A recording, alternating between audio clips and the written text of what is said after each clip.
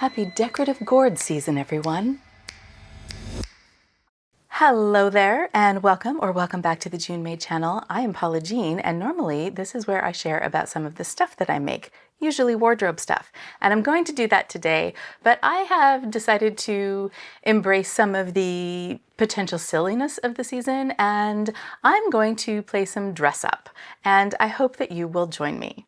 Now, we have not been invited, my husband and I, to any like Halloween or costume parties yet, but the last time that we dressed up for Halloween, it was 4 or 5 years ago, and it was a last minute thing. So we went scouring in our closet, we pulled out our hockey jerseys, and we ended up going as the dying memories of our hockey team's last Stanley Cup win.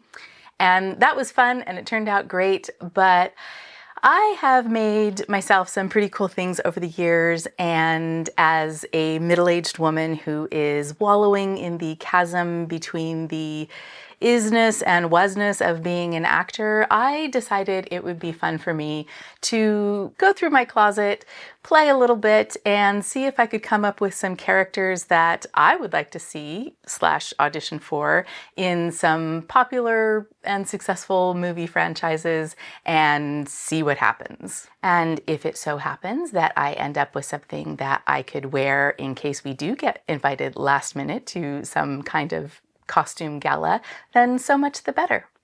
And if you're looking at the Odessa corset top that I am wearing over my netty bodysuit and the pillows that are here behind me and thinking, hey, those look kind of similar, good eye, they are in fact the same fabric. I do not always dress like my decor, but when I do, boy do I.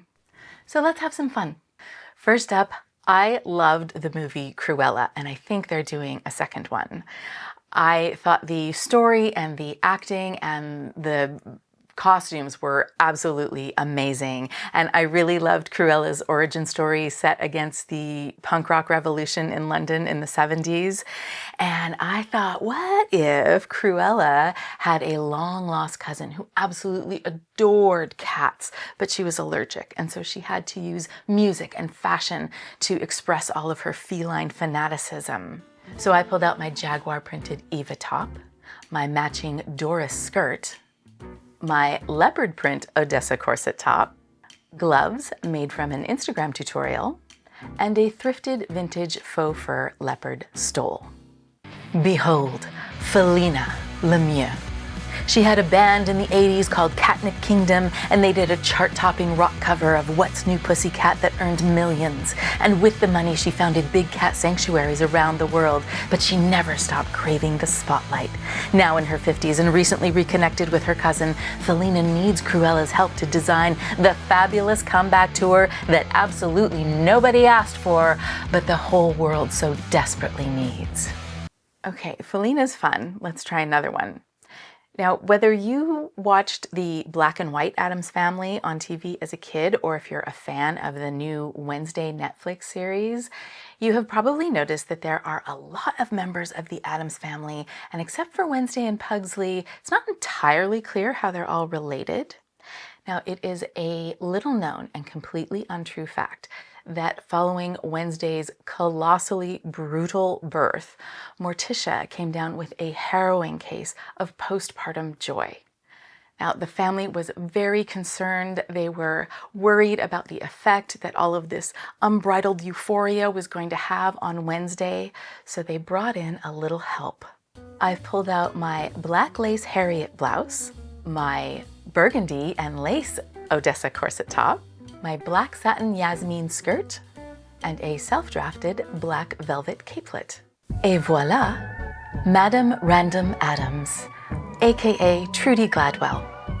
She is the midwife who not only delivered Wednesday, but took care of her while Morticia was out of her mind with glee.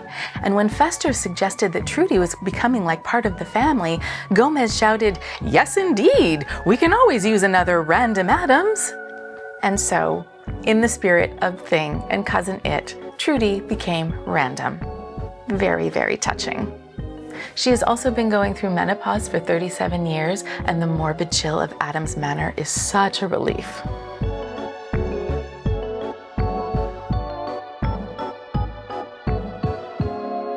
All right, let's talk about the Wizard of Oz.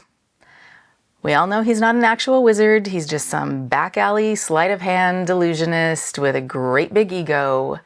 And it is suggested in Wicked that the reason that Elphaba is green is because he gave a potion to the mayor's wife in order to convince her to sleep with him. What people forget, because it never happened, is that the wizard had a wife who was an actual wizard, like did all the magic and stuff. But like so many talented women throughout history, all of her talents, all of her magic were passed off as her husband's, while he belittled and berated her every single day. Enter my ruffled plaid MCCALL'S 5522 blouse, the green silk side of my reversible birch vest, ready-to-wear pants from a suit I wore in a Lifetime movie, a handmade green velvet cape passed down to me from a dear friend, and a jaunty hat from Lilliput in Toronto. And what do we get?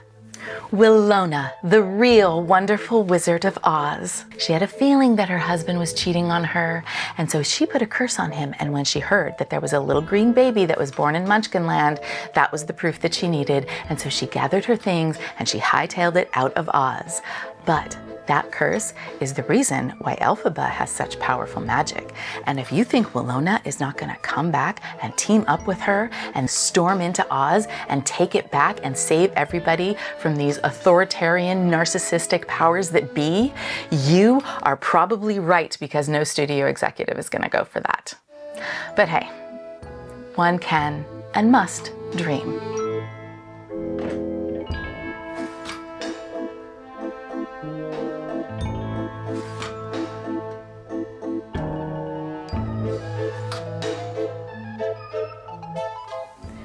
If you've made it this far, thank you so much for indulging me in my silly little dress-up experiment. But I do encourage people to go and play in their closet, because it's free and times are tough and it doesn't hurt anybody. And why is dress-up just for kids?